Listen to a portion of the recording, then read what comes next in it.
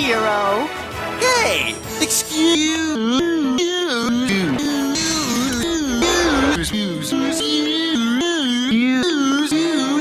me, princess. That's pretty good. Link's having a freaking spasm. Just Someone want to hold his head back, like make sure his head's and it put doesn't your like. wallet in his mouth. Don't let him bite his tongue. And the hooded raven just invalidates the entire point of this stream right away. Why is Zelda so popular? Because it has bacon. Exactly. Does it have bacon? So, hello everyone. Welcome to Game Watch, your once a week stream where we talk about video games, and nothing but video games, and sometimes video game butts. I am your host Nick, and joining me is my very creepy co-host. We have the one who will dig my grave. We have Castor the Grave Digger. Hello, my lovely Dougies. How you doing? Today we're talking about The Legend of Zelda. One of the best franchises to exist. Before we go any further, one of, yes. So, Nathaniel Brown says hi. Before we go any further, I wanted to welcome our very special guest, the co-host who has chosen to be responsible over streaming with us, which I can't hate her for. She is being a responsible adult and taking care of her loved ones. But she has chosen to take 2 hours out of her time to talk Zelda with us, and we are very grateful. Welcome, Batty Girl Nix. Oh, hey, nobody got it wrong this time. It's impressive. He almost, I heard it. He almost stuttered. He almost said it. I almost dead named you. Oh my god. Actually, this was perfect timing because I just got Echoes of Wisdom yesterday and I've been playing the shite out of it. Right? No, actually, YouTube has changed the rules. We can say curse words. We can say shit. Yay. Yeah. What if Zelda was a girl in a thumbnail? Zelda's a girl, YouTube. But yeah, that's kind of the point. Also, hey, Orthodox Monk. Happy to see you, buddy. So yeah, we're talking about Zelda here, and I think the best way to kind of dive into this topic is they say the greatest Zelda game ever made is the one you played when you're 12 years old. So I figured let's start by going around and chat. Please tell us as well. What was the Zelda game you played when you were 12 years old? Chat, tell us as well. Let's go ladies first. Nix. 12, I think, would have been Ocarina of Time and Majora's Mask, because I had the special edition anniversary disc for the GameCube, which was freaking amazing. Nice. You get Zelda 1, Zelda 2, a 20-minute demo of Wind Waker, Ocarina of Time, and you get Majora's Mask. You got like a little retrospective video kind of thing, and a video detailing the history of Zelda. To that point. Back when Nintendo actually loaded you up. Oh yeah, that was. Oh my god, I played the retrospective and history thing so many times that now when I go to use it on the disc, it doesn't even work. I can't even play the demo, but for some reason the other games, like Ocarina of Time and Majora's Mask, still work perfectly. But I can't do any other games or any of the other features. I don't know what it is. Fair enough. And before we transition over, happy day to you, Phoenix. Happy day to you, Happy Dinosaur. I just wanted to acknowledge him real quick. But Caster, let me ask you the same question. What Zelda game did you play when you were a 12-year-old little gravedigger? Well, it would have to be the NES versions because I didn't have a Super Nintendo. I had a Sega Genesis at that time, So if I played any Zelda game, it would have been the first 2 on the NES. So, but I would say after that, my next foray into Zelda would have had to been all the way with the GameCube. And I would play again the same disc that Nick's had. I had that same disc because I bought that Legend of Zelda Collector's Edition, and so I would say after that my next foray into it was Ocarina of Time. So I skipped a lot of Legend of Zelda before that. All right. So for me, I did a lot of the handheld Zelda. So my first one, Nathan Brown watched you on stream. That's pretty awesome. Oh, thank you, buddy. Yeah. So mine was Link's Awakening for the Game Boy, the black and white version. That was the one I had when I was 12. I still remember to this day. I was in middle school. I traded a gold gel pen for it. Like that just tells you how And the next one after that is Oracle of Seasons, the Game Boy Color one. And then the next one after that was A Link to the Past for the Game Boy Advance. Nice. So that was kind of my Zelda journey. And then from there, I played, others and whatnot. Yeah. I think the next one I played after that might have been Twilight Princess, I think. Twilight Princess. Yeah, that's a jump. Nick, what were you saying? Oh, I was just saying, Twilight Princess really good. Sorry. It gets so much hate, and it's so unfair because, like, oh, it's just trying to be the edgy Zelda, and it's not. It's about as mature as every other Zelda. It just has more realistic-looking graphics. Realistic. What I find interesting is, for the longest time, it was Wind Waker was the stupid one, and Twilight Princess was the one that was like the fan favorite, like late 2000s, early 2010s. There's something kind of happened in like the mid 2010s where like it flipped. And I will say, since I have been playing Wind Waker HD on stream, this is my first time playing Wind Waker, by the way. I am loving this game. I love this game. The mechanics are really great, like the swinging, the sword fighting. The story is great. The graphics are amazing. Like, this is why this game has not been released on Switch is honestly criminal. Oh, yeah. Wind Waker, actually, it's kind of funny. Wind Waker, the original version, was really rushed, so there was a lot they had to take out of it. Some of which they ended up putting back into the HD version, but there's actually 2 temples that they'd created for Wind Waker that they didn't end up putting back in, and they never told us what they were or what their theme would have been. Eiji Aonuma stated that it didn't matter because they had just incorporated designs and aspects of those dungeons into other dungeons in other games throughout the series. Yeah, the Zelda series has a habit of doing that. Like, we were supposed to get Zelda for the Nintendo Disk Drive, and basically they took the remnants of that. Some of it went into Majora's Mask, and then some of it went into Master Quest. I don't think we actually got all of Zelda, but like, it got reused, and the Zelda series has a habit of like reusing those ideas. Reduce, reuse, and recycle. Yeah. The DX port is really good. I'm just used to the black and white version, so that's what I play. Plus, the warp glitch in the black and white version is really fun to abuse. I know I've demonstrated on stream like once. I think I pulled up Link's Awakening and I demonstrated the warp glitch. But that was like the one glitch that I really abused. Can I just say, I found it really unfair as a very young Nix that they put Link's Awakening together with Four Swords on the Game Boy. What was it, Advance? I think. Link to the Past. Yeah. Yes. Well, why was it unfair? I'm kind of curious. Because I didn't have any other friends growing up, and even if I did not have the chords necessary to do the Four Swords game. So I'd get to see the opening, I'd pull out the sword, and then after that, it'd be like, haha, friendless loser, get the fuck out of here. Oh, it's even worse. Like, they even released a Zelda game on the GameCube. That's 4-player, and it requires 4 GBAs. Oh. I'm so glad we're done with that now.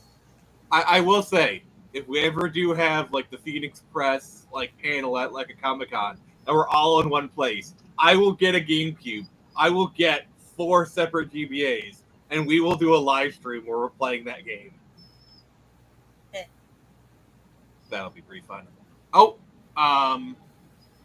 congratulations! Congratulations, RJ. He is hail from the hospital room. RJ is officially girl dad. Congratulations, brother. Congratulations. Are you gonna name her Zelda? No, we're not doing that. So Wait, speaking does of naming your kid Zelda, can we just take a moment to talk about? Wait. Um, did anyone ask this? Ask this. If not, what gender bent character would work? What? what I'm if gonna. Zelda was a girl? I think is what we're talking about. Yeah, that was a joke. That was a joke I tried to do. Um, but can we just talk about Robin Williams for a second? Like, I just one of my like the fact that he named his daughter Zelda. Oh, and Nathan Brown's in Phoenix. It's kind of funny. But yeah, he named his daughter Zelda. How cool is that? Oh yeah, because he was like he was a very notable fan of the series, you know, and being in several different commercials with his daughter, What do uh, you think I'm pulling up? yeah.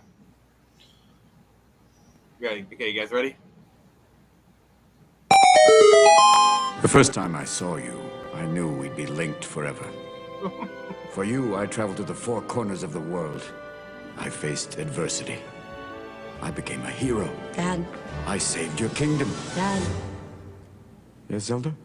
are you mixing me up with the princess again? Hard to say. You're both pretty magical. Oh my god!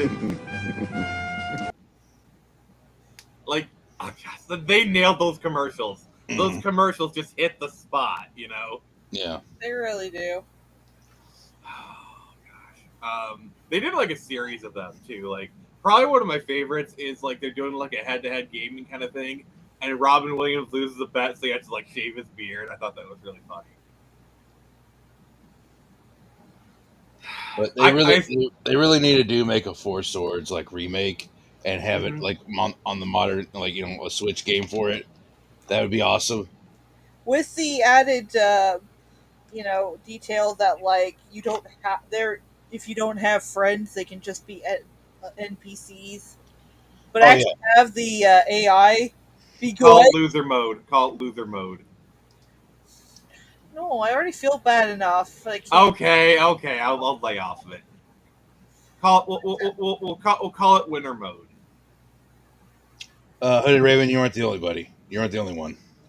Also, the fact that like all the best Link cosplayers tend to be girls anyway, so Yeah. like I'm not joking. Like I've been to Comic Cons and like women cosplay Link very well. They do.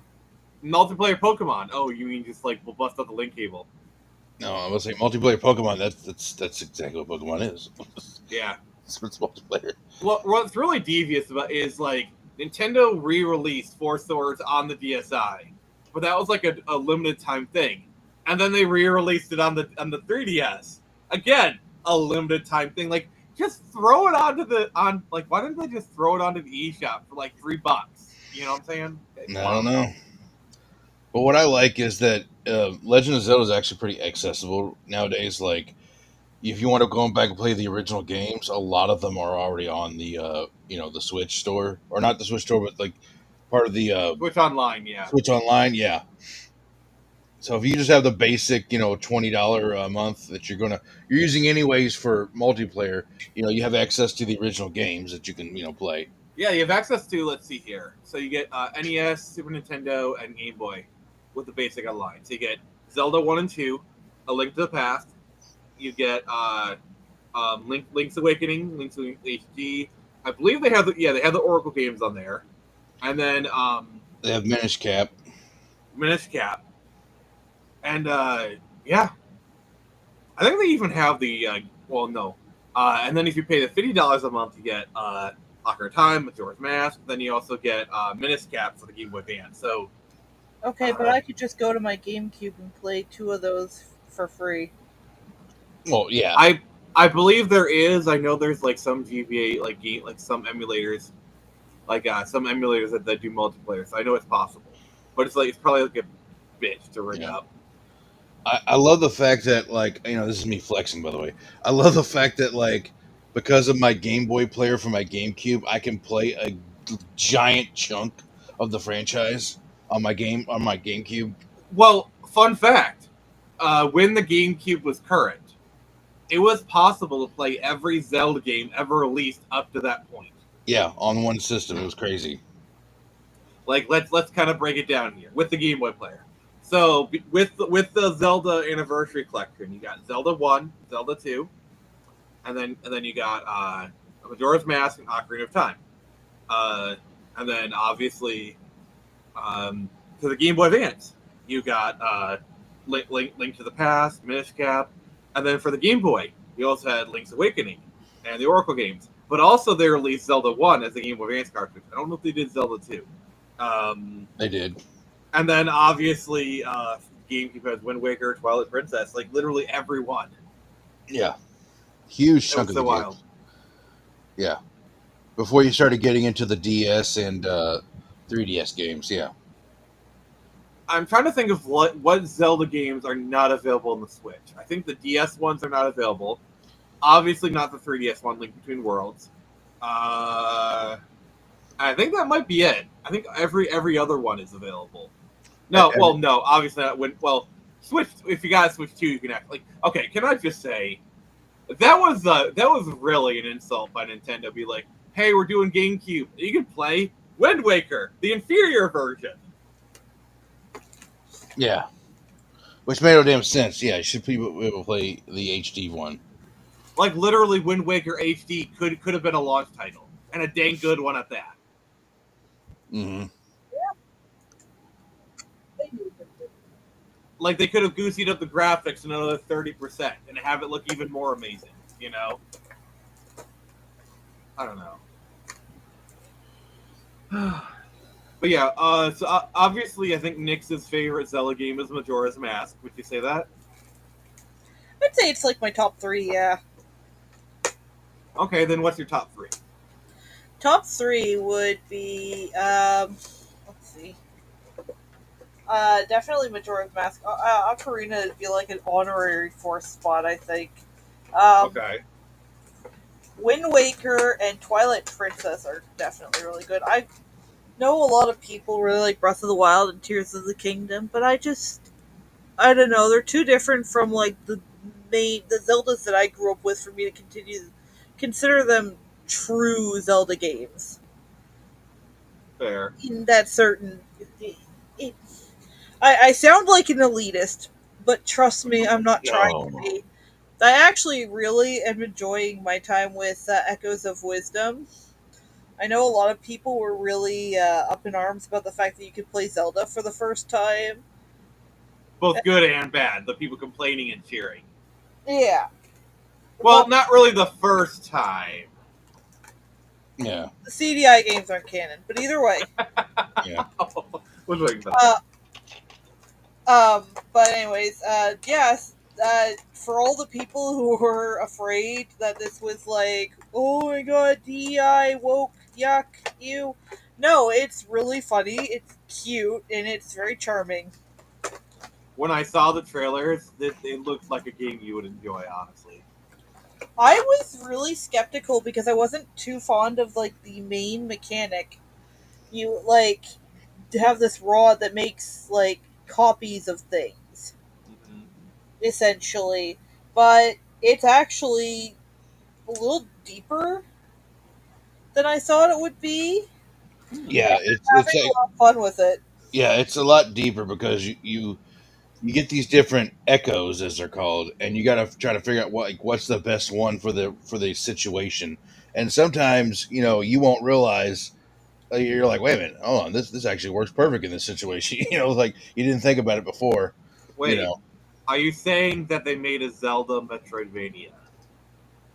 Pretty much, because there's sometimes Yeah. there's some echoes that you'll get where it's like you're like, well, wait a minute, this works perfect for this situation, and That's literally a Metroidvania. yeah. So I want to give like an actual review of this game at some point. The short form of it is that it's clever. The writing's a little schmaltzy with certain characters, but that's kind of New Zelda anyway. So I will say though, not to spoil it for you, but it does add to the I want to say it adds to the canon lore of the Zelda franchise.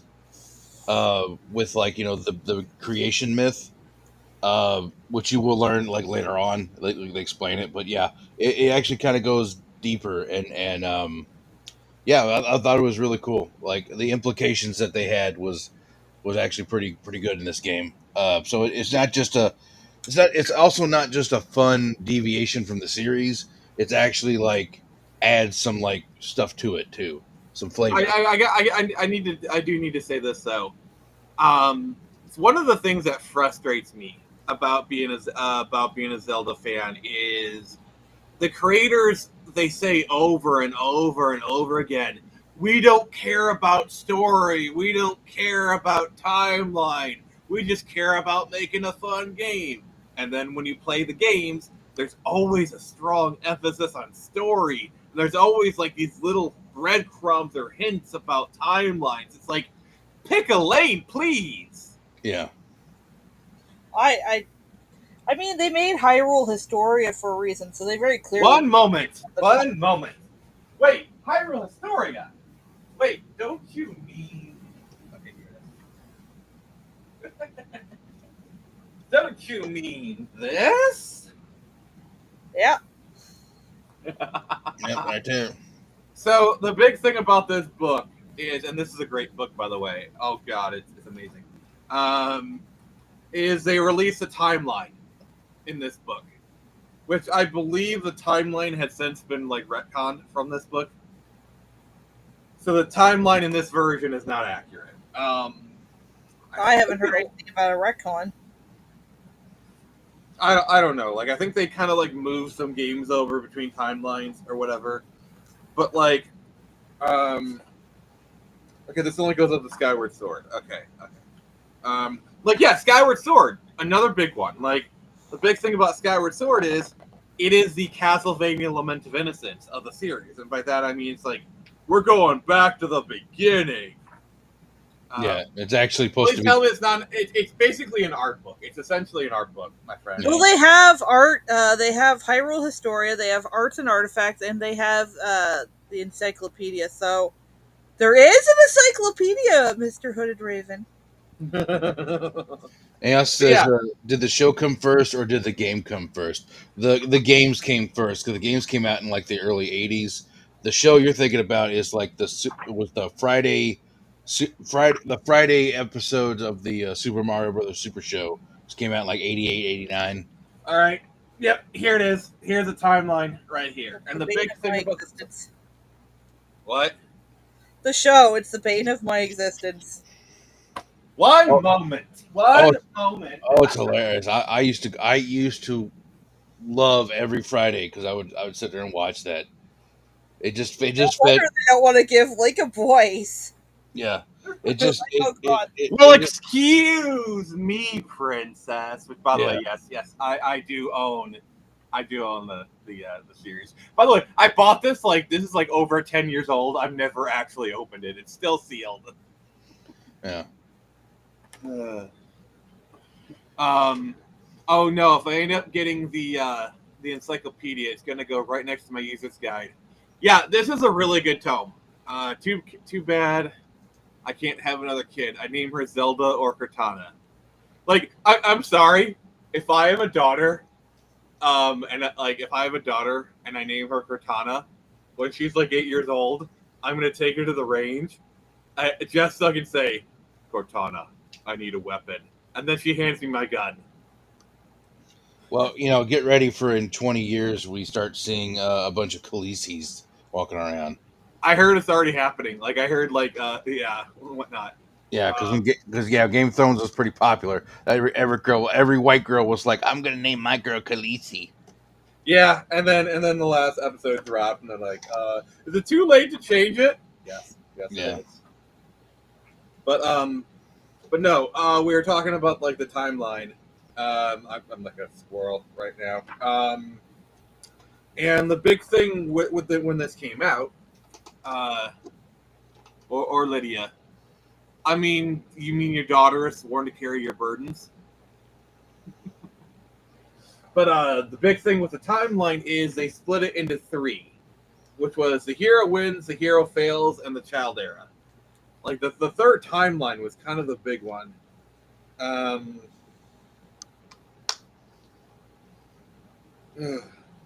yeah, it's kind of interesting. The big one was Oracle of Seasons, Oracle of Ages. I know. In this one, they're on the same timeline, but I know eventually they split them into like each game takes place on a separate timeline. I know that for certain. Mhm. I know the big thing is all timelines eventually converge onto Breath of the Wild, which I feel is a bit of a cop out, but whatever. Well, actually, I don't think that was the case at first because Eiji Aonuma said at one point because it was asked, "Oh, what timeline it does Breath of the Wild take place?" This was before before Tears of the Kingdom, and he said, "Well, that's for the player to." Oh my god, that is such a cop out answer. That is such a he didn't want to answer it. That's all right. Hey, Epic Legend Quest, haven't seen you in a minute. I'm sorry. That's a cop out. That is he didn't want to answer. Oh god. Sorry. I got a little. I'm having water pressure issues in my home for like that. Okay. Okay. So I've got the official Nintendo site. Unfortunately, wait. Why is the Zelda timeline only in Japanese? That is really weird. Um, it's popular because they were one of the first. Yeah. Epic Legend Quest. You are totally correct. Um, Zelda.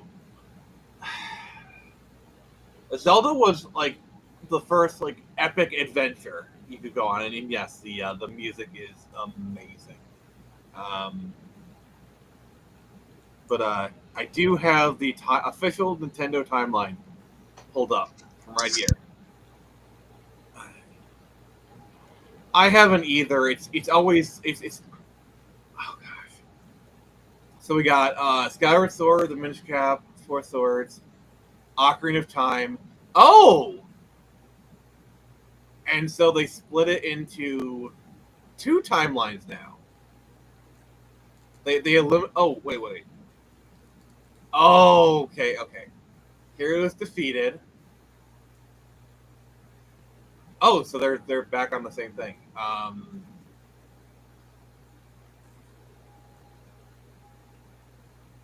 I do like how the first Zelda game is actually one of the later games in the series timeline. I do like that.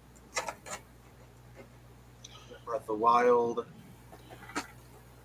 It makes sense. Well, I like how apparently. By the way, they did try to do a new one, and it was Triforce Heroes, and people didn't like it. Yeah. I like how apparently the Minish Cap is technically the second one in the series. It does actually kind of make sense when you think about it, because that's because they got Vati is kind of an underutilized villain in my opinion. They should do more with Vati. Yeah. So yeah, it looks like all timelines do converge into. You know what's weird is Considering the last time we saw him, he was like, as far as we know, destroyed forever. Ganondorf is always destroyed forever, and look what happened. Yeah, but Ganondorf has, I don't want to say plot armor, he has the generational curse placed by the. Demise. Yeah. Yeah. Um, all right. So. Okay. So it looks like I got the original timeline pulled up here. Um, it looks like Hero is triumphant, and the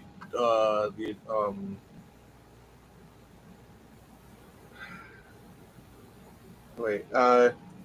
Oh, okay. Looks like the hero is defeated. That gives you a link to the past. Hero's triumphant, adult era. So yeah, it looks like yeah, it actually Okay, I guess I'll take it back. It's looking like the timeline matches up. Okay, I was wrong then. Um,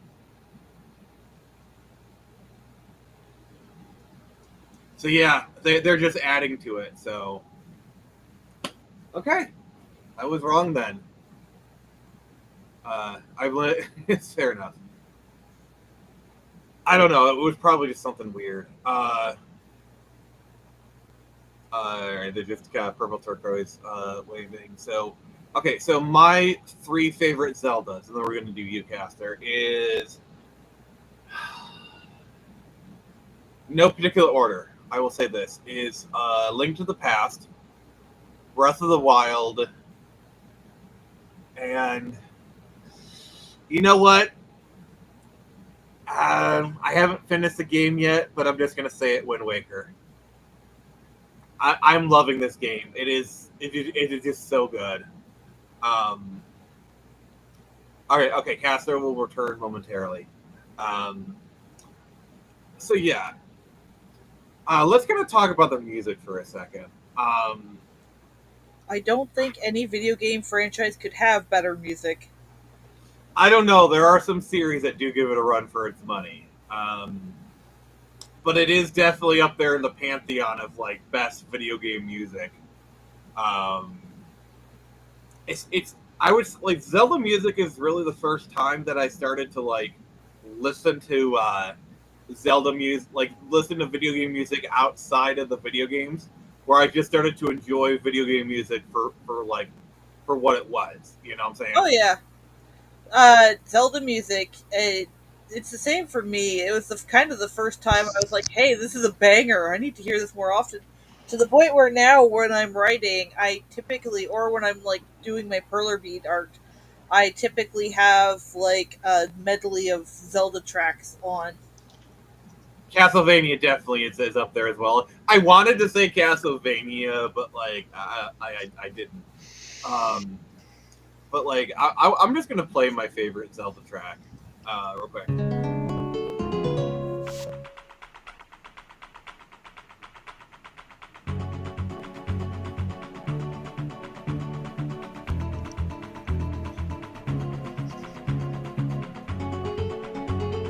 I like the mariachi-ness of it. Yeah, actually, So my first time ever playing Final Fantasy 14. I found my way into town. I didn't know what I was doing. I literally never played before. I was just a total noob. And one of the first thing I heard was someone playing this song. oh, so okay. So those who don't aren't aware, Final Fantasy 14, as a bard, you can actually play instruments. And if you go into any of like the hubs in Final Fantasy 14, there'll be people playing songs, and it'll be stuff you recognize. Oh, definitely. I didn't realize it at first, but then like halfway into the song before he ended, I was like, "Oh my god, I know this song. This was my childhood." We talked a little bit before he left, but it was pretty cool. I hope you're doing well wherever you are, Gerudo Desert Man. Mhm. All right, Castor, since you have returned from the void, what are your top three favorite Zelda games? No particular order if you want. Let's see here. My God, let's see here. Well, I did enjoy. Let's see here. Top three. Well, definitely going to have to be. Definitely going to have to be the original Legend of Zelda. You know, because that was such a Mm-hmm. that 'cause I wasn't 12, but that was my first game to play the original. I will say I do like Wind Waker. That's another one, and I will say probably either Breath of the Wild or Tears of the Kingdom because I really enjoyed those. Uh, but that's not to say the other ones aren't bad or good or anything like that. I do have other favorites, you know, like Ocarina. I do love Ocarina of Time. For those who you know, about I know a lot of people getting pissed. Why did you say Ocarina of Time? Yeah, Ocarina of Time is the normie pick. Like Yeah, that's the normie pick. yeah. It feels But kind of weird to Ocarina of Time because it is like legit good, and there's a reason Yeah. it's so Oh yeah. beloved. Oh yeah, definitely. And It's like here, asking what your favorite Pokemon is, and someone says Pikachu. yeah. This is my favorite track. Like, favorite Zelda song. All right, I know it's more recent, but still. all right. Let me pull it up real quick. Nix is gonna know exactly what I'm talking about. Oh yeah, Now, go, slide about halfway through. I love how it's like the highlight. It's like, yeah. Yeah. Okay. Hold on. Wait till it starts playing. Oh, here we go. This is when you're winning, right? This is when you're winning the battle, right? Here it comes. Dragon Roost Isle theme. Here it comes.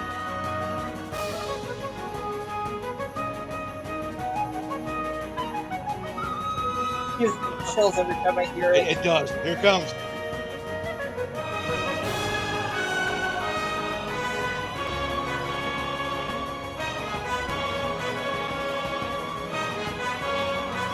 Oh Jesus! I got chills from that part. Like you're sitting there, you're in the sky, like floating with your bow and arrow, trying to shoot this damn thing in the sky, and and then this just starts playing. You feel like a badass. Like, yeah. I saw someone do like an animation for the song, and during the Dragon Roost Islands theme part playing, it actually shows like a little ghostly image of Wind Waker Link flying alongside Tears of the Kingdom Link. Oh, that's so fun. Oh, But because I remember the moment that I fell in love with Tears of the Kingdom was during this boss battle, and when the music swells like that, and you got one more hit to get on them, and Tool and your partner is like, "Do it now, Link!" And then you fire that arrow and you shoot into him, and it's like, Jesus Christ, this is fucking awesome. This is the best song in the whole game, hands down. Yeah, It just makes you feel like a badass. yeah. But no other boss song is that good. They spent all their money on this song, basically. it's like Koji. We just spent all this money on this Caligula battle. We don't have any more budget left for anything else. The rest of the soundtrack is just Breath of Wild remixes. Actually, kind of funny, but I don't know. Maybe this is like if you fight the creature in the depths, because I've never actually fought Colgera in the depths, so I don't see the point in it. But Oh, yeah. there's a version out there of this song that instead of using the Dragon Roost Island theme, it's the main motif from the past Zelda themes. Okay. And I think this is the power of Zelda music right here. I think you guys just It's explained hype. why Zelda music is. There are so many iconic themes, like so many of them, that literally they just take an iconic theme from 20 years ago, Dragon Roost Isle from Wind Waker, and they plug it into this other, like, even without Dragon Roost Isle, this theme probably would be amazing. But, like, just plugging that in there, and the fact that, like, I think this is nostalgia done right, in my opinion. Like, I have no connection to, like, the nostalgia, but, like, just hearing you talk about it, I feel like this is nostalgia done right. It's like, Yeah. because, like, you hear it, and it instantly clicks that dopamine trigger in your brain. It just takes it to a whole nother level. Well, see, the thing is, the Rito Village theme is also the Dragon Roost theme, so it's both like the same, Mm-hmm. Yeah, it's like a really well done remix. Actually, the final song that they play when you're leaping off the ledge to catch Zelda, and this time you Oh my actually God. capture the music when it swells at just the perfect time as you hit the water. Link's got Zelda in his arms. Oh, and then Yeah. that final line where she's like, "Link, I'm home." Tears. Yeah. I've never cried because of a Zelda game. Is it Oh, Tears yeah. for Her Kingdom? Yeah. It made me cry. I was like, "Yes, you are. You're home, Zelda." Oh my god. Yeah. Like if you watch a reaction of that, always watch a girls play it. They do they're ugly crying at that scene every fucking time, and it's hilarious. Like And so am I. oh, the heart. They Well, tug it's at just your heartstrings. well, God damn, it's they just that know what they're you doing. feel it in her voice that she's really happy. Like, she's like, I'm really home. I'm here. I thought like she basically had given up, and just to hear the hope in her voice. Well, and I, because the last time we saw her, she was told specifically, if you swallow that stone, you're going to become a mindless beast. You will have nothing of yourself left. You can never go back to being human. And she was fully prepared to give it all up just for a chance that Link would be able to save Hyrule. Yeah. And okay. when she comes in at the end, oh man, that shit's because like because at the final boss battle, you're like, you're kind of like, okay, how am I going to do this? And then you hear that roar, and then here comes Zelda in her transform form, and you're like, yes, you And know, it, oh my god, I remember that boss fight because I actually played it with my nieces who got really, really into the story of Tears of the Kingdom, and they were like, well, "Why is Zelda a dragon? Isn't she sad? She'll never be human." I said, "Well, no, she can't really think about it anymore. She isn't able to." And they were just so happy to see her as a human again. And even now, my 4-year-old niece, the middle child, I can't say the youngest anymore, the middle child will come to me with my Wind Waker Zelda doll and my Wind Waker Link doll, one of which I got from her older sister and the other I got from my younger brother. And she'll be like, "Well, why is Zelda a dragon now?" Or she'll say things like, "This is Zelda.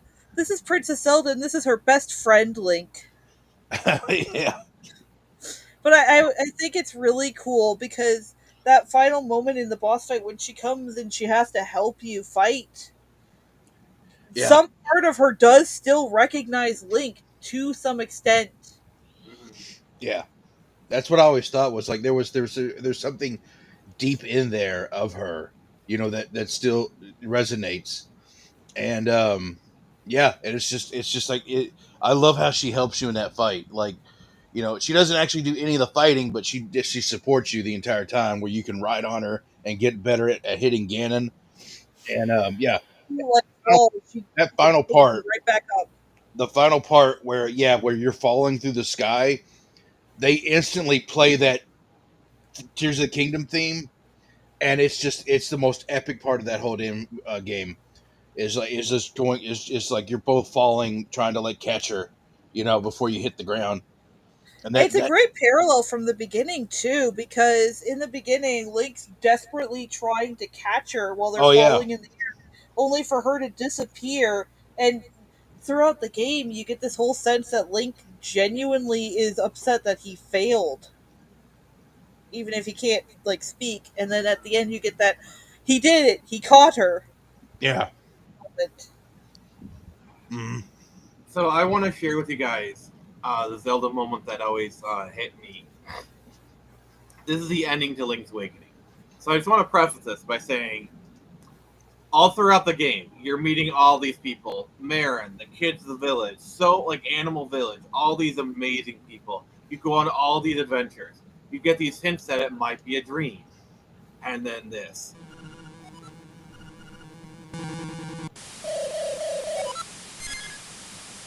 Oh, also the reason you're calling him thief is because he actually stole from the store. That's funny.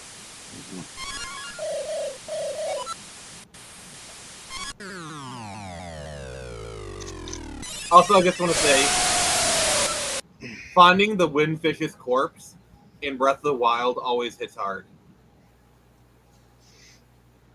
It's one of the 4 legendary skeletons you can find. yeah.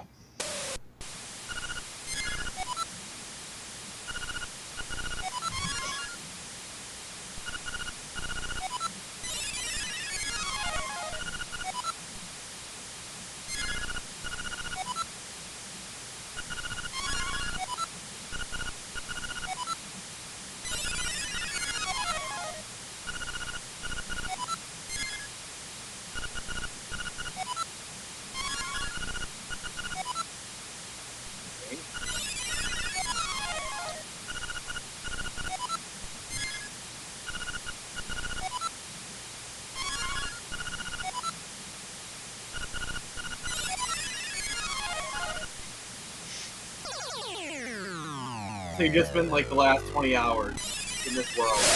Now you must enjoy it.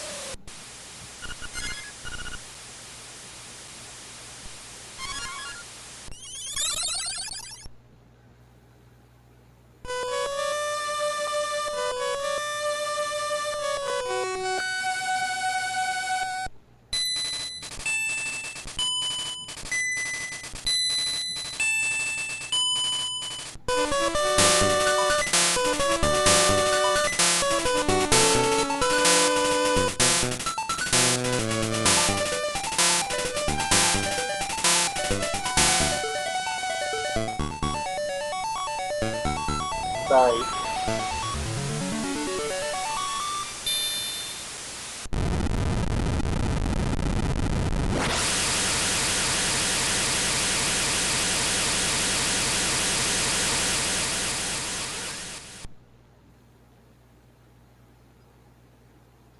Sorry, it still gets me like that. Yeah. That ending, like everyone you just got to know, gone. They don't die. They just fade. They cease to exist. The only slice of happiness is the perfect ending. If you can make it throughout the game without dying, you find out that Marin gets to live on as a seagull, which was her dream. You know, Okay. she wanted nothing more than to turn into a seagull and fly away. And if you can do the perfect ending, that is what happens to her. So that is the one little sliver of happiness is that she got her dream. Sorry, I know it's a heavy ending. Yeah. gets me. Like, and that was a freaking kids game. Like that was like, that hit freaking hard. Nix, have you ever seen that ending? Yeah. Oh, it got you too. I hear. What's your reaction to that ending? It's just, yeah, it's, for like the graphics, it's pretty heavy. It hits hard. Yeah. Like, one of my favorite, literally the song that got me into video game music. I'll play the, I'm gonna play the remake version because it's more pleasing.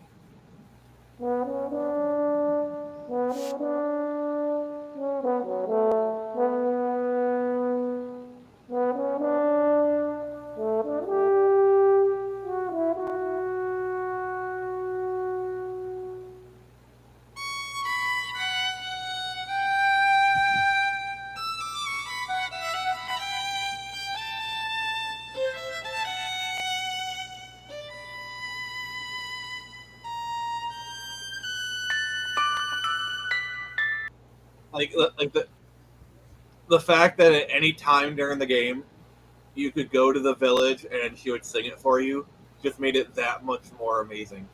Mm-hmm. So, Nix, what is your favorite Zelda track? We know casters. That it's a tough one because all the different Zelda games have such great music. For the longest time, I'd say it was the Song of Healing or the Song of Storms. The Song of Storms because it was genuinely one of the more catchy and upbeat tunes, and it was kind of just nice to listen to. Now, I definitely say it would probably be the Tears of the Kingdom theme, specifically the ending version, because of just how epic it is. But honestly, it could either be that or either version of the Colgera theme because, like, I love the fact that they incorporate a song from Wind Waker into it. But also, I like the other version where they incorporate that main like triumphant. You know the notes. We all know the notes. We've heard them in just about every Zelda. Oh my God! Here we go. And they play Zelda in this song too.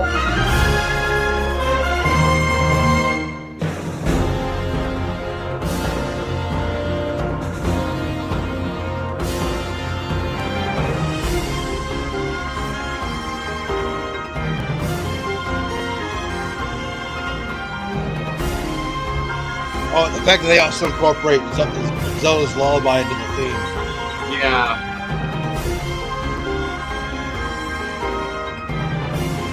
Just makes it hit even harder. Nintendo a personal grudge out against older Zelda players. They're like, you know what? We're gonna break your goddamn heart. You're gonna love us for it. Yeah.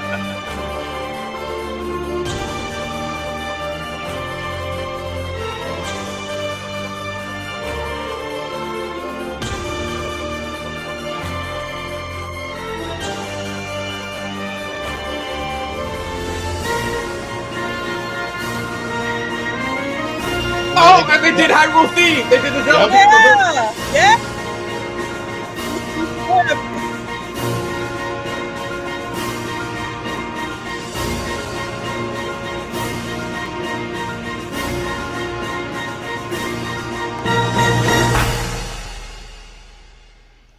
Okay, that was pretty awesome. I'm not gonna lie. Like I said too, there's a version of Kulgara's theme that uses the Hyrule theme instead of Dragon Roost Island for that bit of victory oomph.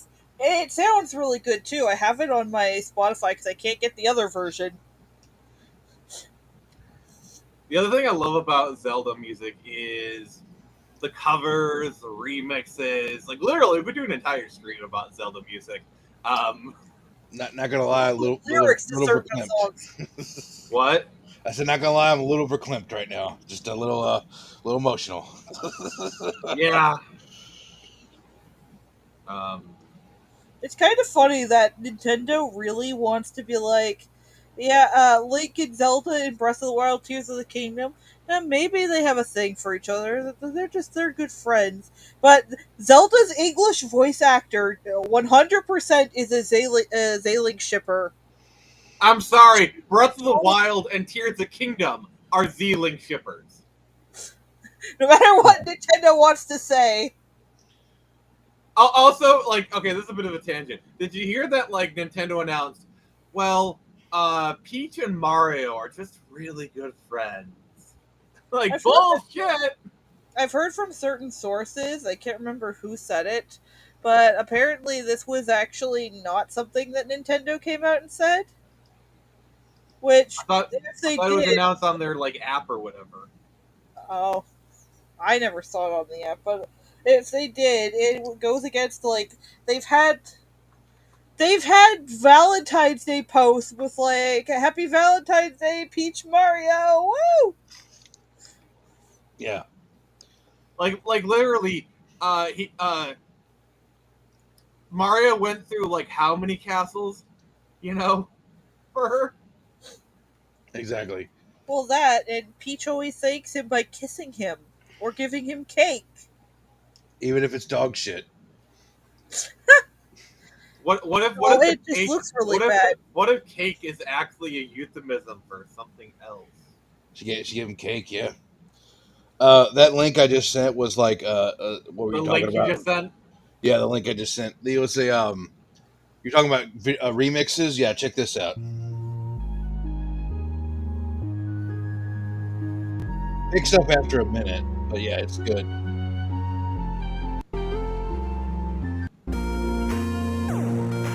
Ooh. I actually wanted to use this for a montage, but I couldn't find, copyright stuff.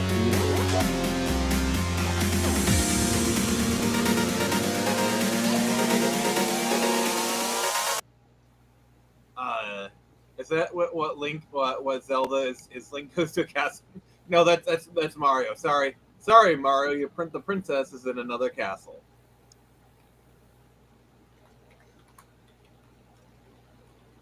Don't ever mention that anime again, Hooded Raven. You're not allowed to. Why? Don't watch Grave of the Fireflies if you just want to be depressed for the next fucking 2 weeks. Fair enough. Yeah, I watched it. I watched it, and I was just like, yeah, I'm just gonna lie down in a fucking fetal position for the next 2 weeks and just cry myself to sleep. it's just a sad movie. Isn't it about the firebombing of Japan? Yes, and the just the brutal insanity of the aftermath and two people trying to just survive, and it ends on the most bitterest note, and you're just like, you know what? I'm just tired of humanity. So he gets it now. Yeah, But yeah, it's so like it's not honestly, fun. like I think the only moment on the top of my head that gets me like really hyped, like you did for that song, is like the one good scene in Castlevania, season 2, where they're storming and they're playing bloody tears. Oh yeah, Like that scene, like I'm not gonna play it because we will get copyright struck. But like that scene is just pure hype, you know. And it's the one time they actually play a Castlevania song in bloody Castlevania, and it turns out to be the best scene ever. yeah. Oh God. Oh yeah, I know. It's actually the peak of that show, literally the peak of that show. Because after that, it's just dog shit. Also, like bloody tears covers are really good. Mm. Um, all right, there's one cover that like I think. Okay, this is not Zelda, but I have to play this. Yeah, it better be the version I'm thinking of too. Yep. These chicks know how to fucking shred. I'm gonna tell you right now. I think there's some guys in there, but yeah. Yeah. Well, the chick on the fucking violin, she knows how to fucking shred that thing. Hey, the Reaper King's here. Hey, what's up, man?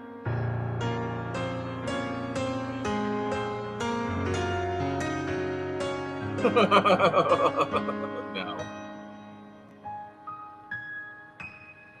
All right, get your whip because we're about to fuck up some vampires. Nix, have you seen this?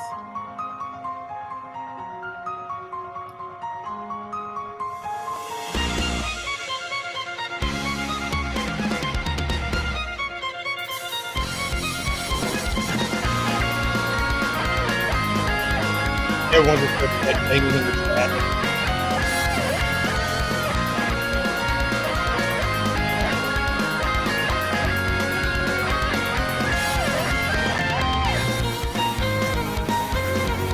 Nix, have you seen this before? Oh no, we lost Nick. Oh no, I think it was too much awesome for her. Yeah. Like, okay. I'm just gonna say this. I don't know what it is about like Japanese goths. They do something for me. Oh yeah. They look fucking awesome. But yeah, It's like, oh my god, I know this one. everyone does. Yeah, you search up bloody tears remix. That's like the number one on there, man. And like, there's other really good bloody tears remixes. Don't get me wrong, but No, like that wasn't the this best one one. is this is the best one. That's the one where you're just headbanging in the car, just like yeah. Yes. I play that to my neighbor just to piss him off. Yeah. Well, I'm like, well, you know, he starts bringing his bullshit, and I'm like, well, you know what? Hey, I'm gonna call the Belmonts on you. And he gets pissed off, calls me a racist.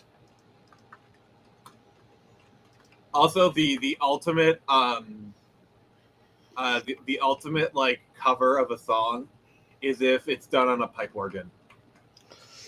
Oh yeah, I love the guy that actually got to play fucking One Winged Angel at like the fucking cathedral. I saw this one where this one guy actually did Cruel Angel's Thesis at church. Oh wow. Okay, here we go. Nathan Brown wants to go right now.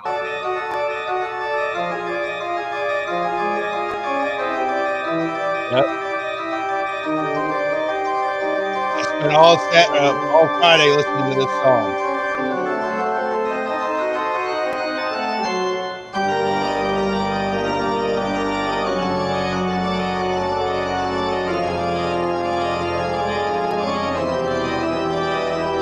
Oh, Nick's just sent us something. She might not be able to talk, but she's able to send links. No, I did. I didn't find the version that I wanted to, but I found the animation bit that I was talking about earlier.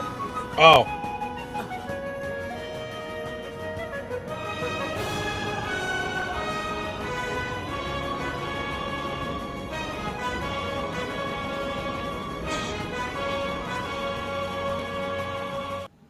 Oh, that was actually kind of cool. I like that. Okay. Uh, wait,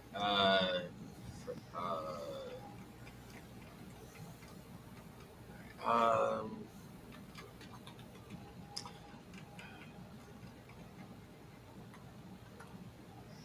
he says his favorite thing is. Have you guys seen this?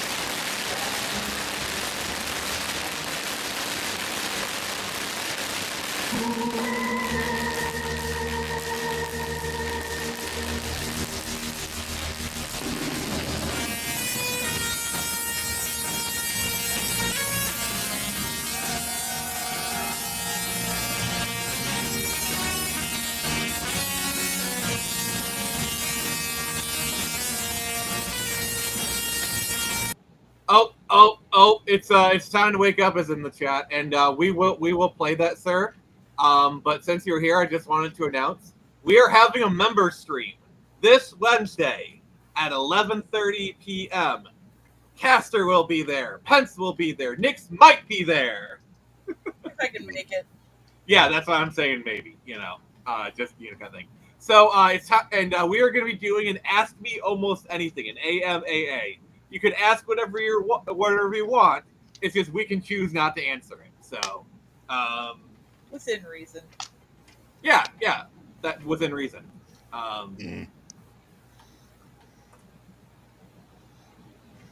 Okay. I've actually seen this video, but it's time to wake up. This is for you, buddy. This is for you.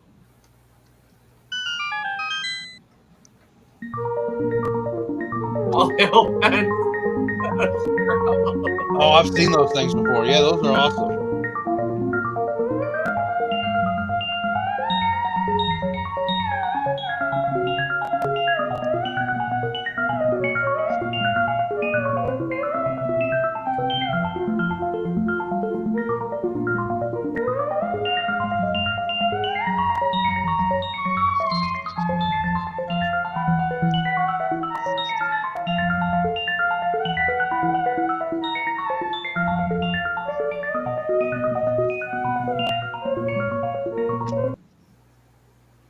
Yeah, that's what's used to make all like the sci-fi sounds from the 50s.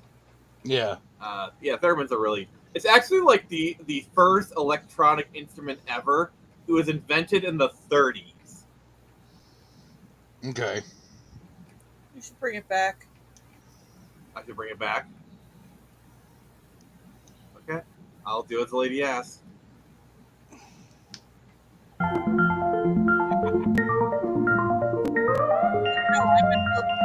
Sci-fi sound stuff. Wait, what? I meant as in like we should bring it back for sci-fi and stuff. Oh yeah. Say Definitely. without it. This reminds me of marbles dropping down, going down the wall. Oh, I've seen that. Who's alive? You're alive. It's time to wake up. You've been MIA for these streams for a while. We were wondering what happened to you, buddy. Yeah, you've been missing for a while. We have missed you. It's time to wake up. We are still doing our fundraising for the Pence takeover stream. We need to raise $100, and then Pence will take over the Tuesday stream. We have currently raised $65, so once we get to 100, Pence will take over the Tuesday stream. That is, and I will be the pastor princess for that stream.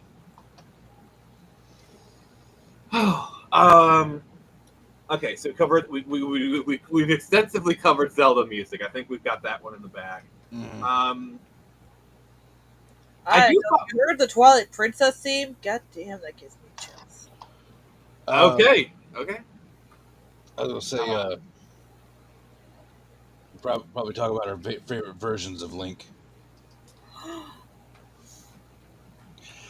All right, Nix, go ahead. I think that's a yes. I think she audibly gasped. I don't know if I have a favorite version of Link. They're all pretty similar. Okay. Before talk. Okay. Before we do this, I need to share this video. So, I remember what it's 2006, and I was in high school, and this popped up. I was watching this on the class's iMac. I think I watched this like 3 times from a teacher who told me to get off the computer. Oh yeah, I know. I watched. Thank you, Mr. Iwata. Disappointed everybody. I hope you've all enjoyed our program this morning. I'd like you to step inside one more world for Nintendo GameCube.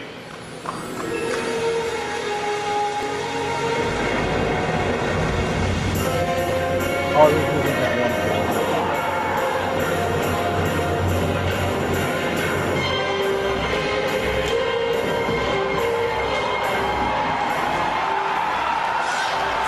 The height!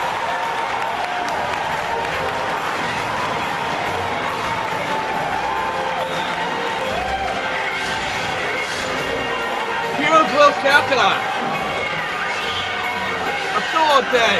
A red day!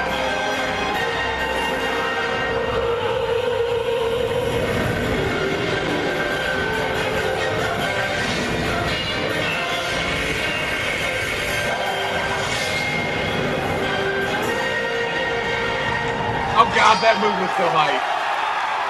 And then this part.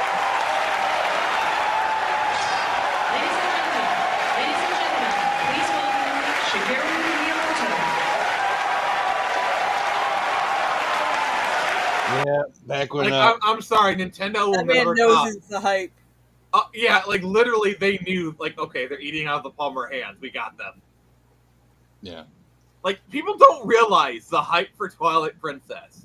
Like I know Twilight Princess is kind of the black sheep of the Zelda franchise, but it was the shit.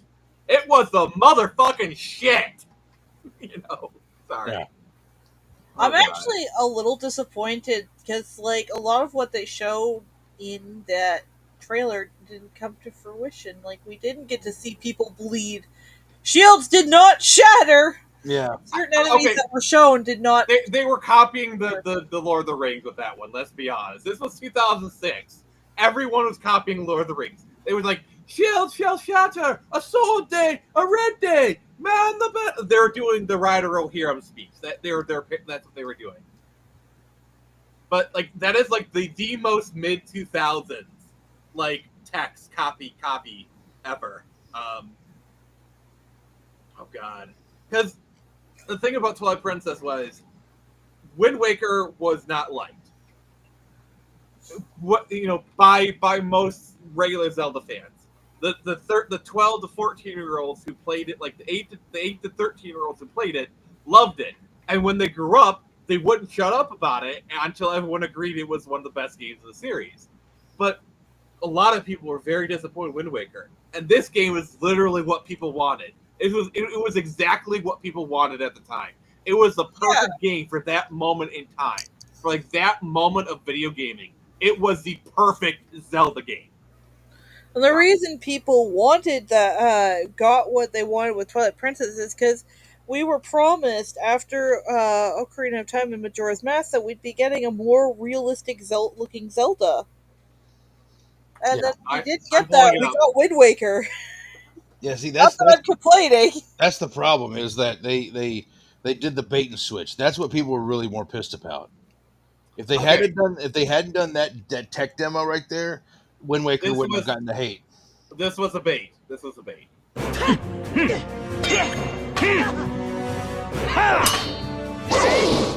And it looks amazing.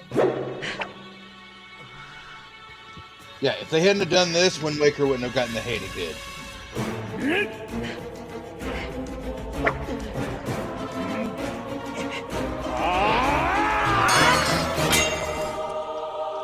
Yeah. Well, and the thing is, they kind of did it again for the Wii U era. Like, remember? Do you remember the Wii U demo? Do you remember the Wii U demo they did for Zelda? Like, Yeah. I don't. yeah, this is another bait and switch they did. Like, they did it again. They literally did it again, like 10 years later.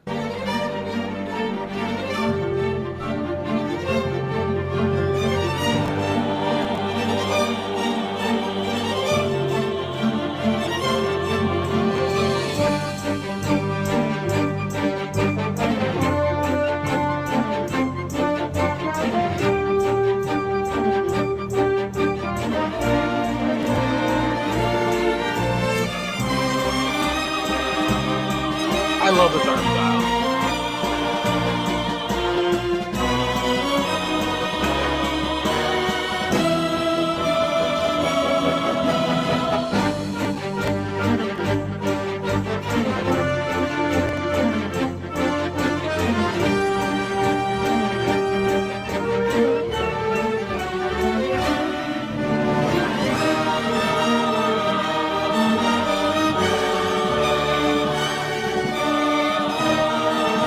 I feel like with this one, they were kind of doing a continuation of the Skyward Sword art style. The Skyward Sword was kind of like middle ground between Wind Waker and Twilight Princess. This one is leaning a little bit more in the Twilight Princess direction, but it still has that kind of stylized cartooniness, you know? Yeah. I would have, like, honestly, I would have loved to see a Zelda game like this. What do you think? Oh, heck yeah. Honestly, I'm a little upset we didn't get that, honestly. I like the Breath of the Wild art style. I like it. I think it is amazing. But, like, this is, it has, like, just the right, like, it's got a semi-realistic style, but it's also stylized just enough to fully top over the Uncanny Valley. Yeah. But yeah, this was another bait and switch they did. It's like every time Nintendo does a tech demo with Zelda, and you have a semi-realistic one. Like, I swear, if I had a nickel for every time Nintendo did a semi-realistic Zelda art style, only to follow it up with a cartoony art style, I'd have 2 nickels. Which is not much, but it's weird that's happened twice. Yeah. Not weird, it's by design. They wanted to get people talking. Yeah. Apparently, this was like a boss fight you could actually play. I think this was actually like a tech demo at E3, like it was a playable one too, if I remember correctly. It's time to wake up. I kind of disagree. It was Zelda that put it on the map. The games, the cartoon is kind of just curiosity. It kind of like added to the hype of it, you know, just like the Super Mario Brothers Super Show. It didn't put Mario on the map because Mario was already popular at that time, but it added to the, you know, just the big, you know, franchise of it. You know, it was one more thing in there, you know, just like with, like, you know, the Ninja Turtle action figures and cartoons. It all tied into each other, into the marketing and merchandising of it. Do you remember how, like, crazy some of the commercials were back then? Watch Yeah, Zelda become a legend on your Nintendo Entertainment System. Zelda! After rocks! Which way you go? Good times! Cool, Joker having a seizure. What? So is he on drugs or is he having a seizure? Yes. Yes, Yes, yeah, okay. both. Yeah, both, yeah. Okay. And we have to do, like, there's one more after this. It's the one that Nix will want to see. Nintendo newsletter? Whoa, nice graphics. I'd like to get my hands on that game. You mean you haven't played it yet? We can play it on my Nintendo Entertainment System. It's The Legend of Zelda, and it's really rad. Those creatures from Ganon are pretty bad. Octoroks, Tektites, Levers, too. But with your help, our hero pulls through. Yeah, go Link, yeah, get Zelda. Awesome! I apologize Shot for that. As a white person. I apologize for my race. We are pathetic. This is back when people rapped about literally everything. Okay, and we had to play this one. Oh yeah, the Japanese version. It begs to be played.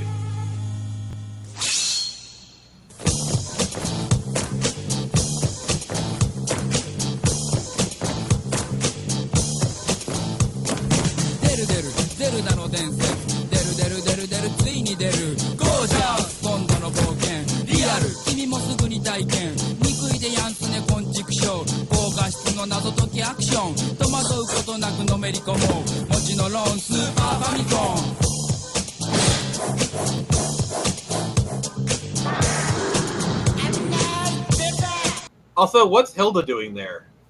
Yeah. You get it, Nix? Because of black hair? Yeah. Yeah. It's Zelda. It's like so. Wait, was this a hint towards Link Between Worlds 20 years too early? Yeah, they were that foreshadowing that long ago. Yep.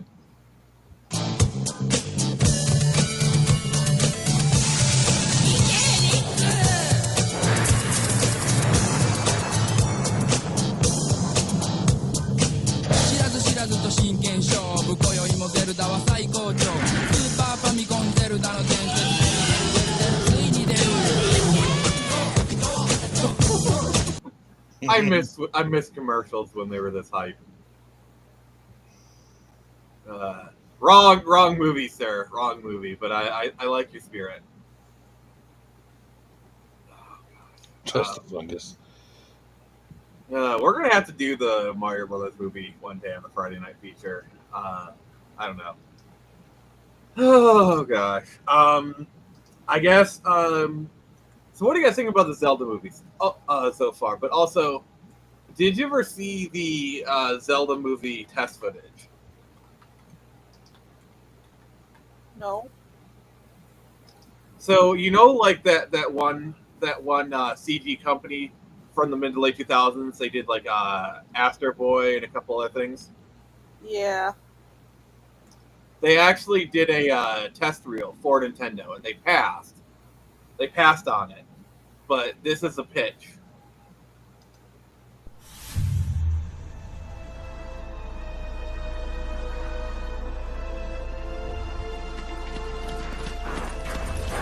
Oh, I remember seeing it all the time.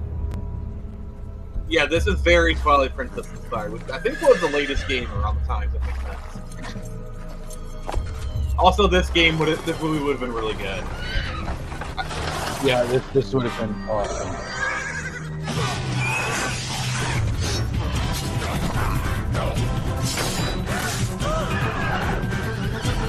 I like how dark it is.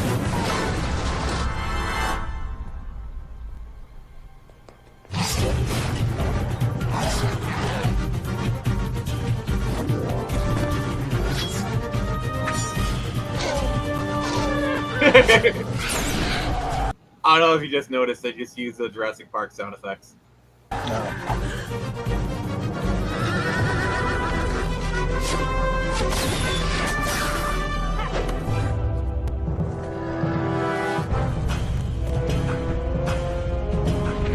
Oh no, he's hot! That's what I was going to say. They made him look very Sephiroth-esque. Yeah.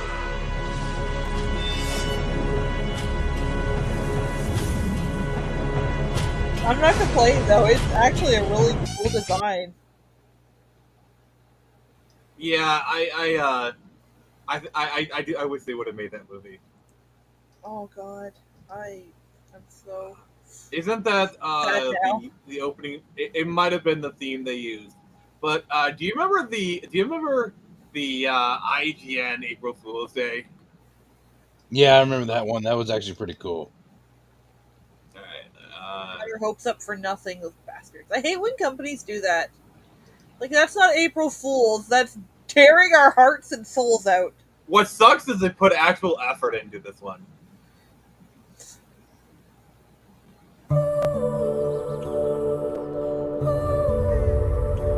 Remember, this was 2012, by the way, so keep this in mind. I've got something special lined up today.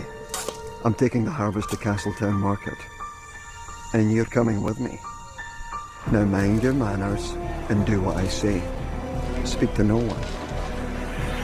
Look at and the for effort. goodness sake, don't touch anything.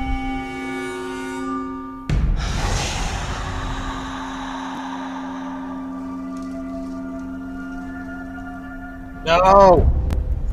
Don't have That's my something. You Link.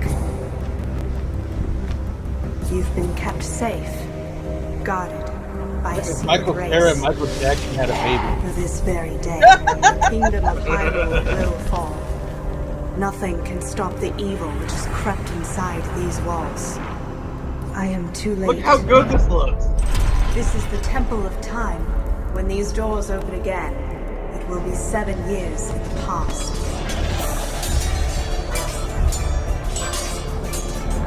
find me again.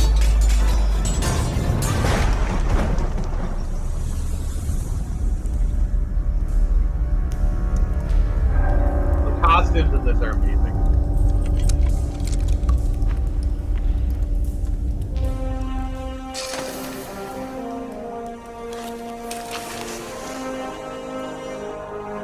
Oh my god, that is so awesome.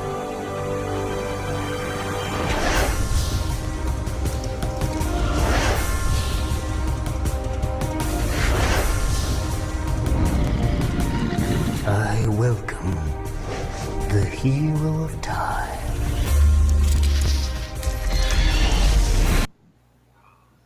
So yeah, they're basically just doing Ocarina of Time, but like, yeah, oh god, that was a cock tease right there.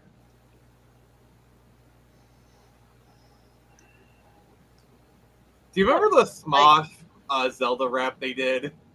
Yes. Oh my god. L to the I T. It's like, I think that one might be copyright, so I'm not gonna play that one. But I just love Zelda fan media. It's so good.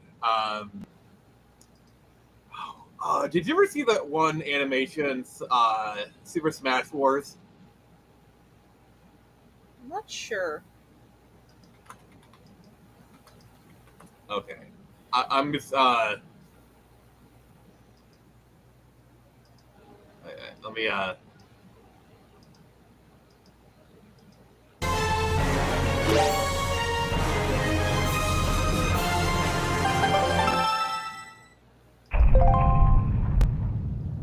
Cruel April Fool is a joke. Oh.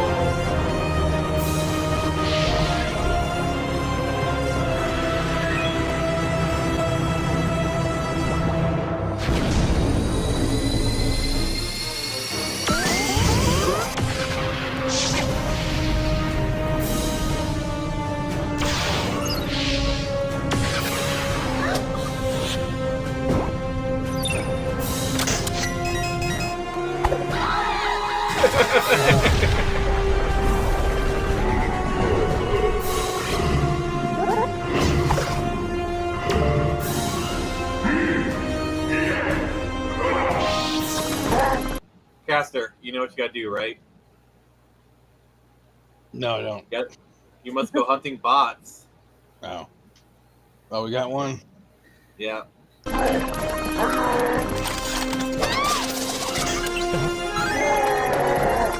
So yeah, this is just, it's Star Wars, but like Nintendo mashup. It's really great, honestly. Wait. I have like there's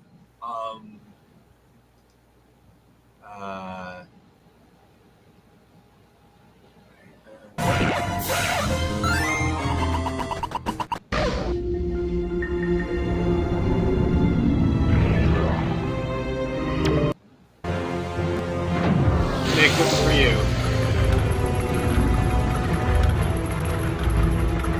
Cool. Yeah, as the Majora's Mask fan, I thought you'd get a kick out of that. I mean, like, if they're doing this kind of thing, what else were you going to make the Death Star? You know what I'm saying? Yeah. Especially with the line, "That's no moon." You know what I'm saying? Like, it's like you have to do it. But yeah, it's great. Let's see here. What's your least favorite Zelda game? I think that's a good question. Don't know. I don't think I really have a least favorite.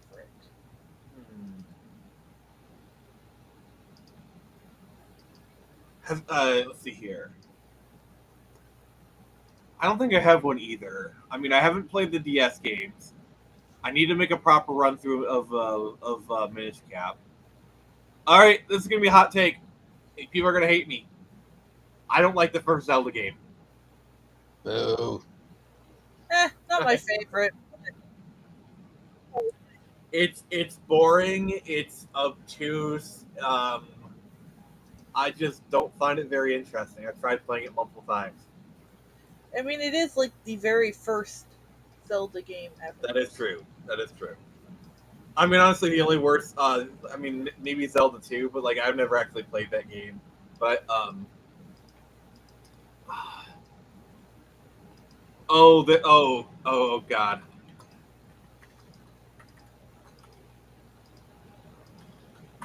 There's one moment, like I don't I don't know if Nintendo was like really thought this moment through.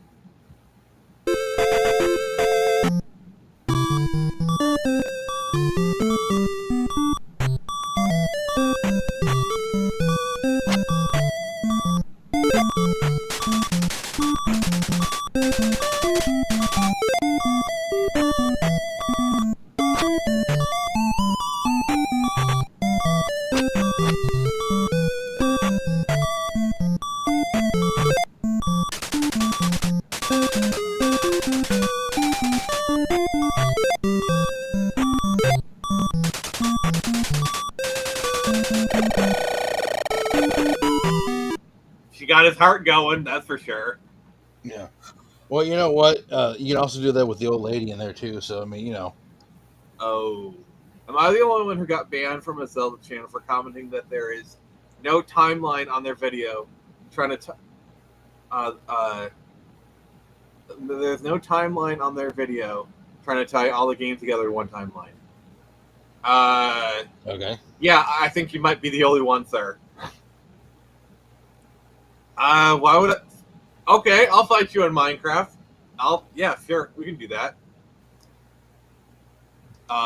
Pickaxes only. Oh gosh. Let's see here. So I think let's for the rest of the stream, let's just do general video game talk. So we were kind of like getting really into like a video game music discussion here earlier, but I was going to say talk about the upcoming live action movie. Oh yes. Let's do that. I mean, I kind of don't want to because of the controversy that's come about because of a certain who will not be named. A certain Hunter. Sure, we'll go with that.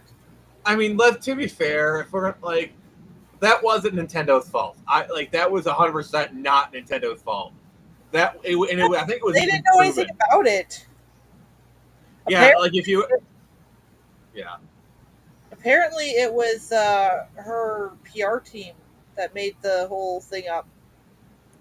Oh gosh, which like, I get the reasoning, but I think it did more damage to her career than because yeah, everyone knows who this person is now, but now they have a negative association with the person. Like, yeah, exactly. That's what I said. I was like, I don't know why. Like, if the whole point is trying to get her picked for the role, shouldn't she be showing off her acting chops then? Wouldn't that, like, help her get an acting role? Like, have her campaign for the role. Say, like, hey, I want to be Zelda. Hey, look, here's me dressed as Zelda, Even if it's not successful. Like, okay, they want it to be Zelda. They campaigned for it. People are not going to hate you because you campaigned for a role. You know what I'm saying? Well, certain people might, but... Oh yeah, well, that's regardless. But, like, it's not as universal as what I'm saying, Like, honestly, if Hunter had just, like, campaigned for the role, I wouldn't be looking upon that negatively, Well, like, apparently she didn't even want the role. She never expressed any kind of interest in it, is what I've heard. It was just something her PR team made up. Her PR team, like, and yes, if you look at certain pictures of Hunter, he does look like Zelda. There is a resemblance. From certain angles. Yes, certain angles. Other angles, not so much. And let's be honest, it's only just the Twilight Princess one. And even then, it's not like... Let's put a hood on her, cover half her face. But I will say the actors they picked for the movie, like the actual actors, yeah, I dig them. I think the kid looks like he can be Link, and the lady looks like she can be Zelda. What I like most about it is the fact that they picked people that are, at least for me, fairly unknown actors. Yeah, they're kind of doing the same thing that they did with the new Harry Potter thing, where they cast unknown actors. Which, I just want to say, The actor they got for Harry Potter, once they got him in all the costumes, oh god, he looks a lot like Harry. But that's an aside.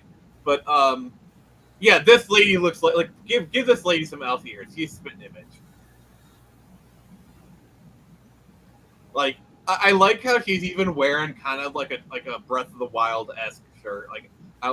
And yes, and also like this guy's wearing some sort of like vaguely medieval garb.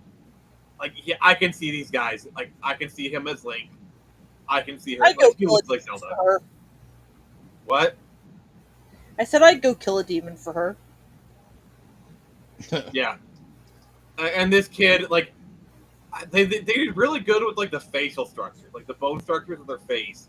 They look like kind of like the character. Like this is a very Zelda type face. I think, you know, I'm kind of excited to see them in their costumes. But I feel like for these photo shoots, they just threw them on some clothes that vaguely resembled like medieval Zelda-ish. You know what I'm saying? Unknown actors equal more. Yeah, they're cheaper. They're cheaper. That's for sure. Well, that and honestly, I find that when a lot of bigger named actors get certain parts, it takes me out of it because you don't really ever see them in the role. You just see them doing a role. Yeah, it's like certain actors, persona actors, like in the Crime of Grindelwald stuff. Like I think Johnny Depp was a great Grindelwald. I think he disappeared into that role, and then when he brought in Mads Mikkelsen, where he was just doing Mads Mikkelsen, like I love Mads Mikkelsen, but he wasn't playing Grindelwald. He was just playing Mads Mikkelsen. And it just kind of took me out of the movie a lot, honestly. Yeah. And I'm kind of worried because like Nick Frost, like he's playing Hagrid in the new one. Nick Frost just does Nick Frost. So like I'm concerned we're not going to get Hagrid, we're getting Nick Frost. You know what I'm saying? Yeah. But we'll see. They're probably going to cast someone established for Ganon. You know. God, I hope not. I don't know. Like, who do you think should play Ganon? Mads Mikkelsen? I don't know. For me, it's like Ganon. It needs to be an actor with gravitas. Like, basically, I want an old British actor.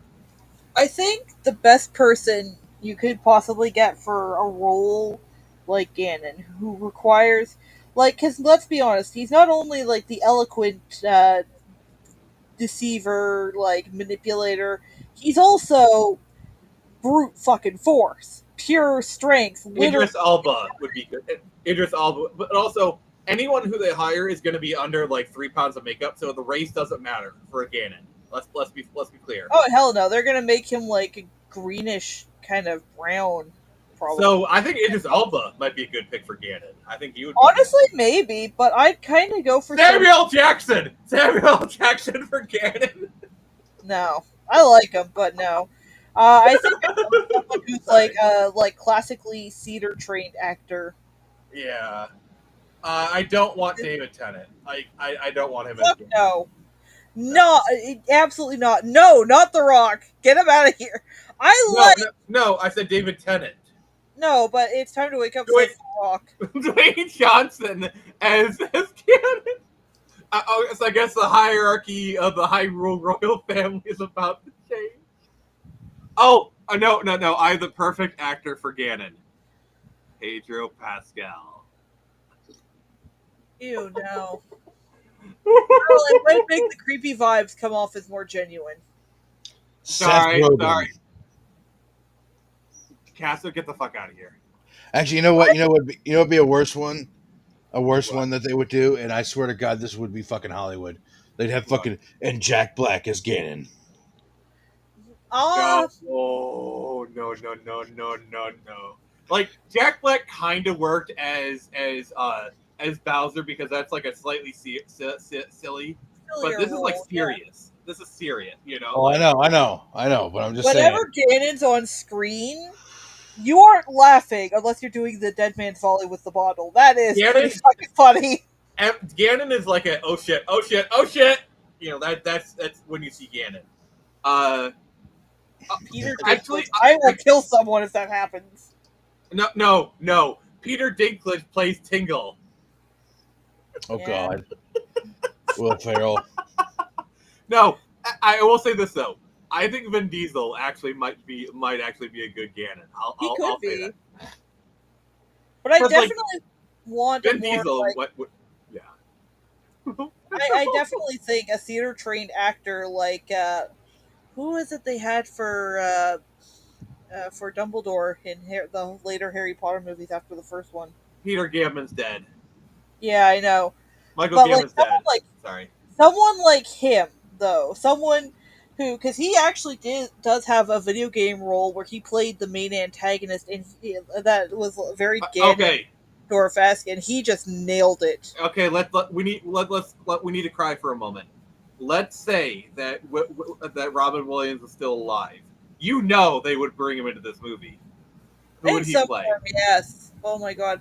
Honestly, I wouldn't. Robin Williams is Ganon. Robin Williams is Ganon. No, Gilbert Godfrey is Navi. Yes. Oh God, yeah, he's passed away too. But hey, listen. Yeah. I think I'd want. I think I'd want Robin Williams not to play like a big role, but Link's father. He plays Link's father. Yeah, or uncle, or someone related. I to want Zelda Williams to be one of Zelda's handmaidens. Absolutely, if she gets Zelda needs to make a cameo in this movie. If she is not, I will riot. We'll riot in the theaters, damn it!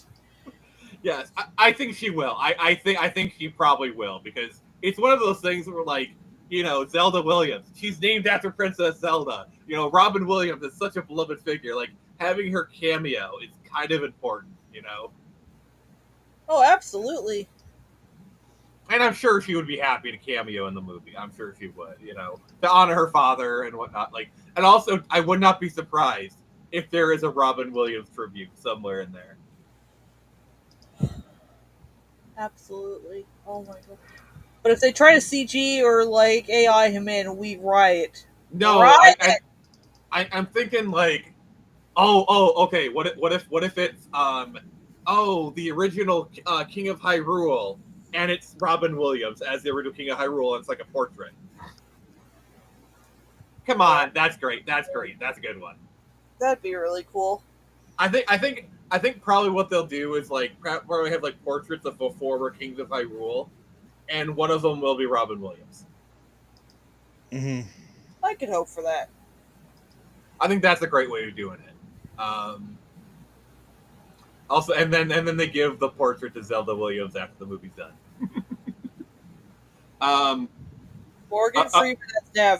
All right, Caster, you know what to do.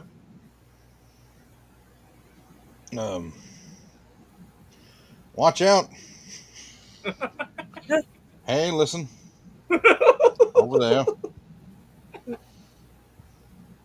Oh my god. Oh gosh. Hey, listen. Look out. Watch out over there. Hey. Oh, hey, listen. Link. Okay, I am your fairy. So some other like common like Zelda characters, like I think Impa. Who do you think will be playing Impa in this movie? Impa.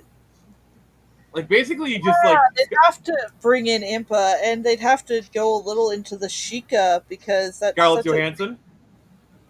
No, Impa's supposed to be a bit on the older side in like the majority of her in every appearance. But you can't have her be too old because if you still want an action woman like Rachel Weisz. Well, yeah, you want her to be an action woman, but like in every game so far, Linda Hamilton has been like an old lady who can still throw down. Actually, Arnold as Ganon, that's actually kind of good. Like, it's time to wake up. You're actually cooking with that. I could see it. Oh, Link! Oh, okay, sorry, I can't do it right now. But little fatty boy, you think you're gonna take over the Hyrule? I don't think they're gonna have Tingle. They might have Navi. Oh gosh, I think they're gonna cast someone with a very pleasing voice to go in the opposite direction. Trying to think of other major characters they could have, like Malin, Talon, Marion. Well, I don't even that would imply that they have like a specific canon in mind because certain characters are like series staples. Impa is one such character, but and Talon and Malin in some games, yeah. But like, Is this canon? let's be honest, we don't even know what the plot's gonna be. Well, we kind of have a bare bone basis because like hero saves princess saves the kingdom, defeat big monster, They everyone can go happy. in one of two ways. They can go into one of two ways. Either they can loosely base it off a game, like Ocarina of Time. I think it's going to be one of the classic Zelda games. Like Link, it's either going to be like Link to the Past, Link to the Past, Ocarina of Time, like that kind of stuff. Or they'll create their own original movie and they'll take like elements of all the games. I think that would be the best I think idea it would for too. them. Yeah. Like this plot element here, this plot element there. Oh, also the post-credit scene is Minda shows up. I think it would be more. Well, I think it would be more that Zant shows up first because in the game she kind of followed him to try and stop him and get her kingdom back. Yeah, but like a post-credit scene is like a teaser, being like, "Oh, they're gonna do Twilight Princess next," kind of thing. Because I think Twilight Princess is a great second movie story. Yeah, I could see that. You definitely couldn't have anything like Majora's Mask coming next because you'd alienate the audience. You just alienate your audience right from the get-go. Also, something I want to point out about Majora's Mask that I never get a chance to, aside from on my Twitter, which I've been posting a couple of Zelda facts here and there. Apparently, so there was this whole big debate going on, and it didn't need to happen, but the ghost whatever thingies that everyone likes to point to, coming after the ranch, they are aliens. Eiji Aonuma absolutely confirmed 100% in They're an literally aliens. There's no doubt. Like, yeah, no, he literally confirmed, and the reason given was during the time of Majora Mask's development, Japan was going through what he called an alien boom, and aliens had begun. It was the X-Files era. It was literally the X-Files era. Basically, yeah. But aliens specifically in Japan were like a whole big thing, and Aonuma said that him and the team just kind of wanted to get in on that and have aliens in one of their games. And the creatures from Majora's Mask were the result of that. They are. I mean, Majora's Mask was a perfect opportunity. That was like the perfect opportunity. Absolutely. It's also kind of funny because it's like the only time that I can think of we've had aliens in a Zelda game. And people still to this day like, oh, are they ghosts? Are they? Well, they could be. You never know. No, they are 100% confirmed aliens. It's like people still are debating where the hero shade is actually like the Link from the former timeline, when literally this book outright confirms it. Oh yeah, absolutely. Literally, this book confirms it. And this is like a 10-year-old book right here. Not only that, but something I noticed because I was thinking about it a couple days ago. The Majora's Mask theory on Game Theory's channel, is Link actually dead? And they're like, yes, he's actually dead. No, he's not. Twilight Princess confirms it, and Twilight Princess came out 7 years prior to that Game Theory video. The hero's shade was 100% confirmed to not only be Link from Ocarina of Time, he's also Twilight Princess Link's ancestor. They confirmed that Link from Twilight Princess is a direct descendant of Ocarina of Time Link, meaning that and it's in the child timeline where Link defeats Ganon, goes back in time, and warns everyone from letting that ever happen. I literally still have the timeline pulled up actually. So whatever happens after Majora's Mask, Link does eventually grow up and start a family.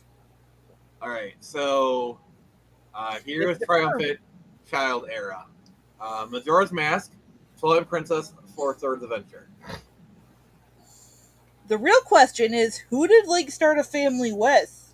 My theory is Malin. Mine too. It Like would be cool to see him get with she had a Zelda, but thing I for don't him. think She it's had a gonna thing happen. for him. That's my, Uh-huh. because And like all the the other whole girls who have a thing for him are either dead or princesses, so because the or whole point both. of the child era is at the end of Ocarina of Time, Zelda sends Link back as a child because so he can experience his childhood. And in the game, you see him go to war in Princess Zelda. So the events of Ocarina of Time never happen in the child timeline, and that is the whole point of the hero shade. Is that hero never forgot to fulfill his purpose? He died not a hero. He didn't die. He No, died he not a did. hero. He did. Like Majora's Mask, in the beginning, specifically states he crept away from the land that once made him a hero, and then he had that whole adventure in Termino. And Link's actions warning Princess Zelda still led to he was still heroic. He still like he still saved the well, he didn't save the Great Deku Tree. It still died, but I mean, that the Great Deku Tree dies a couple of times in the timeline, so but it but always leaves a seed and a sapling that regrows. So yeah. But Link's whole thing wasn't actually that he wasn't remembered as a hero. Like Link is no version of Link has ever been like glory hungry. Link's whole thing was that he didn't have someone he could pass down his techniques to, or at least he didn't get to have that chance. With Twilight Princess Link, Ocarina of Time Link has that opportunity. That and when he finally teaches Link that last technique, the finishing blow, is when he can finally leave the world of the living because all of his regrets have been eased. He no yeah, longer needs to stick around. like I am sorry, I don't know if people are dumb, but if you actually play Twilight Princess, they make it very obvious. He's called the hero's shade, and like the He last thing calls he says to you is "Go, my child." Like he they make calls it very obvious. Sorry. literally he calls Link my son at one point, a couple times, like a son. You don't typically call guys you don't know son. You call Yeah, them boy or kid, I think in but like reality he's probably the Ocarina of Time's grandson because I think Twilight Princess takes place like 100 years after Ocarina of Time. grandson or great grandson. I think Twilight Princess would Which be. here's my fan theory. So the Impas in Twilight Princess is said to be over 100 years old. Is that the Impa from Ocarina of Time? I don't think so because it's heavily implied in Ocarina of Time that when the sages are have their sages powers unlocked, they're actually dead, or at least they are confirmed. They are concealed to the sacred realm, Okay, which is uh, hinted but at. it, We but it, see but in the child era, maybe that didn't happen maybe, because like if but the events of Ocarina of Time didn't happen, then the sages didn't unlock him. So he could have stacked up with either Saria or Malin. not Saria because she'll never age and he will. True. She's a Kokiri.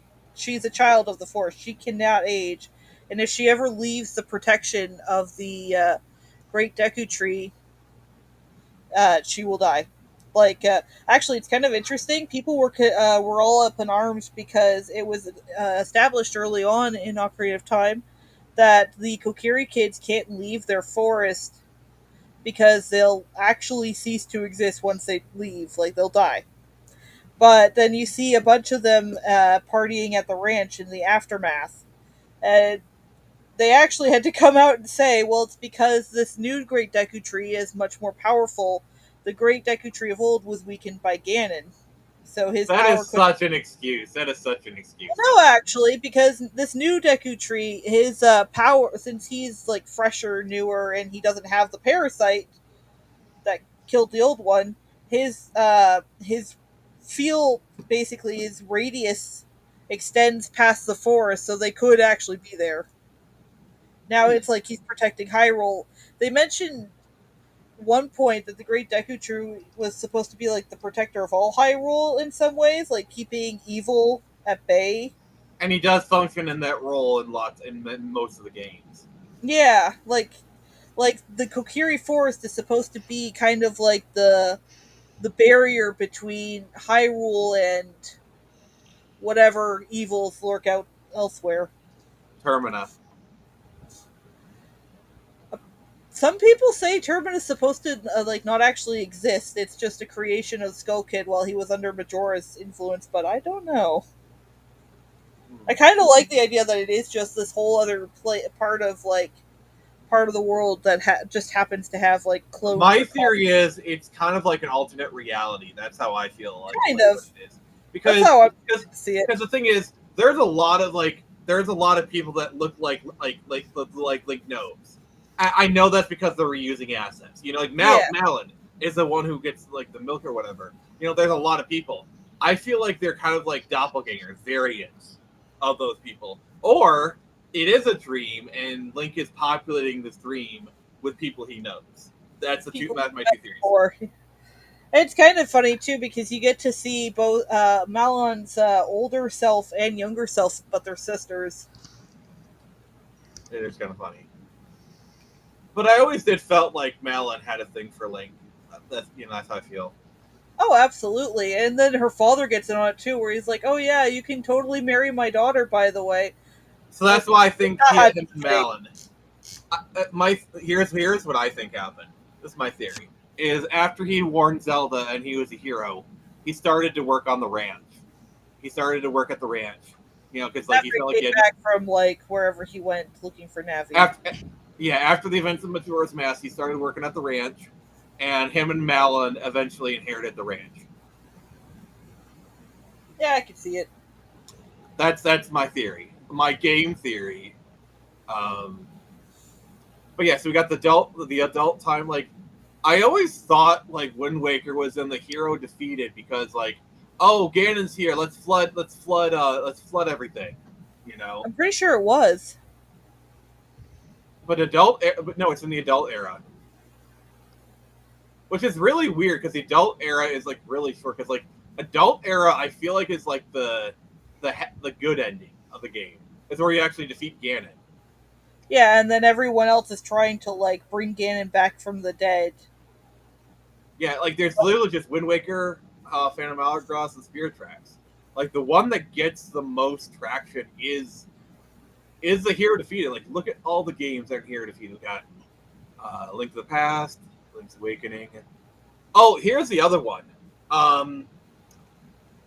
Link's there's a cutscene at the end of Oracle and Seasons where you have Link leaving on a raft, and it's implied that the Oracle games take place before Link's Awakening. But I guess in the official timeline, they don't, which is weird. I've also heard that in Zelda 2, when you get the raft and you go to the other side of the continent or the other landmass in the game, I've heard people theorize that trip that you take that takes 2 seconds to do in the game is actually in between. That would be the events of Link's Awakening. Fun fact, that was actually canon for a while. There is a YouTube video that I want to recommend called The Timeline of the Zelda Timeline, which chronicles the history of the Zelda timeline. Because a lot of it is somebody asks Miyamoto a question and he just makes up canon on the spot. That's a lot of it. Also, Link Between Worlds was a surprisingly good game. It was. It's actually, I completely forgot about that. Yeah, that is definitely one of my top favorite games. And to me, it is direct sequel to Link to the Past because it does. No, it literally is. I know. I'm saying because it refers to the first game. Yeah, it takes place on the same map, and in the beginning of the game, in Hyrule Castle, there's murals of the events of Link to the Past. Yeah, but it's supposed to be hundreds and hundreds and hundreds of years later. You know. Yeah, which is fine. But I do love how they have the Bizarro World Zelda thing with Hilda, and also the fact that they destroyed their Triforce, which is really crazy. And the fact that the guy that's been giving you items the entire time is basically the other version of Link. Yeah, definitely. And also this one that it was refreshing that we actually had a villain who was not Ganon, at least for most of the part. Yeah, that's why I kind of missed the early 2000s where they were really pushing Vati hard for a couple of games there. because like Triforce Heroes, Minish Cap. Well, this one was a wizard named Yuga. Yuga, and he wanted to become. Eventually, he does merge with Ganon, but he merges with actual Ganon, not Ganondorf, and becomes Yuga Ganon. Mm-hmm. Can I just Yeah. say, I find it really funny that you go from Minish Cap to Four Swords, and Vati goes from like this cool guy schemer to like he's like all powerful. He just wants power. That's his whole thing. He kidnaps Zelda because he wants this sacred power inside of her. And then in Four Swords, you find out that the now demonized Vati is like kidnapping pretty girls, and it's like kidnap Zelda is like, I'm gonna marry you. I actually had a theory on my Twitter that because it's kind of a weird little like go from one thing to another, but I actually have a theory. What if because it was so long, his original scheme was so long ago, and he was sealed away in that sword for so long, his mind deteriorated, and it like because they say that that he has no memory of his past life as a Minish. All Yeah. he knows is what he is now. So what if the only memory he was able to hold on to, or at least like a scrap of a memory, is that he kidnapped Zelda or he kidnapped a girl? Yeah. And the original like reasoning behind it is so lost to him that now he's just like, oh, I guess I wanted a wife. I'll just continue doing that, and then he got sealed away again. And then Four Swords comes up, and he kidnaps Zelda. Yeah, I like the fact that like Vati was actually a Minish. Yeah. Here's one piece of lore that I'm curious about. I want your thoughts on this. So in A Link to the Past, I also okay. So I always thought the imprisoning war was actually in regards to like Ocarina of Time. You know, because like the whole point of Link to the Past was this Link is the last descendant of the Knights of Hyrule, and I love like they do it in like the most realistic way possible. Basically, a knight is like, "Hey, babe, I'm going into battle tomorrow. I might die tomorrow. You want to get it on?" And so, he sleeps with somebody and gets her pregnant, and then he dies in the battle. That is like the most realistic way ever. I love it. Hi. But yeah, like imprisoning war is kind of interesting because like basically they say like the way they say it is Ganon, he actually gets access to the Triforce, and he makes so many wishes. Ganon turns into Ganondorf because Ganondorf is the human form, the Gerudo form. Ganon is like the pig form. Yeah. And so he becomes the pig form in A Link to the Past. That's why. Wait, Link to the Past. That goes the wisdom. Let's see here. He's still Ganon in Twilight Princess, which I think that might be because he never got access to the Triforce or whatever. I don't know.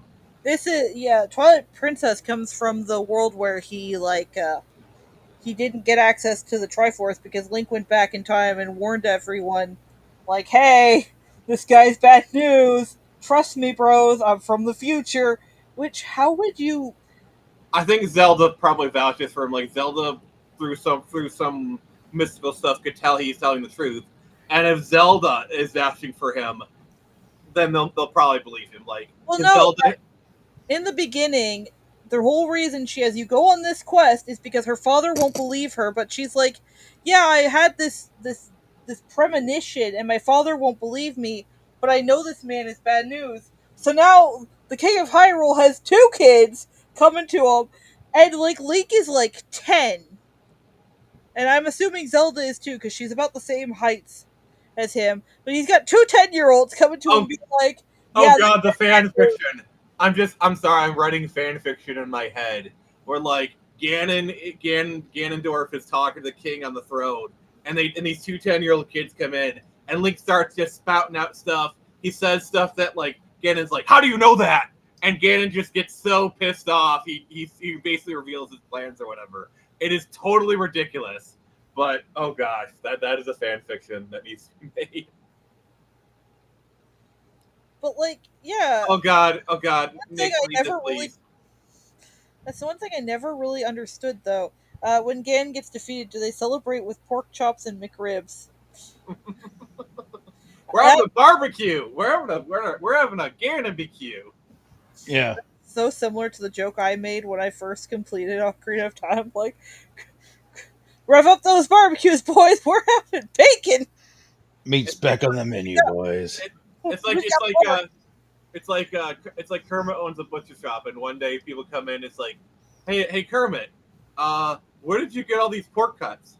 Oh, I don't know. Me and Miss Piggy had a fight last night. Oh. Da da da. I need to go back in to play more of the old. Yeah, it's probably about time we start wrapping up. So next week we are actually going to be doing our first redo of a topic. So episode 9, we did an ode to the PlayStation 1, and we were still kind of figuring stuff out. We didn't have the audience we have now, so we're redoing the topic. We are going to give our salute to the PlayStation 1, the best console ever. So that's going to be happening next week on Tuesday. It'll be me, Pence, and Whoopa. And for the first hour, we'll be playing some Persona 5. This will be pretty cool. Once again, Friday is a bit up in the air, so I'll keep you updated on that one. And Saturday, we are continuing playing some Wind Waker. But don't forget, Wednesday, we're doing our member stream. So thank you, Nix. Thank you, Caster. Thank you, It's Time to Wake Up. Always happy when you can make a factually late appearance.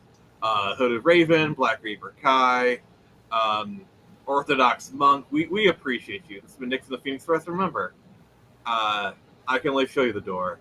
You're the ones to walk through it.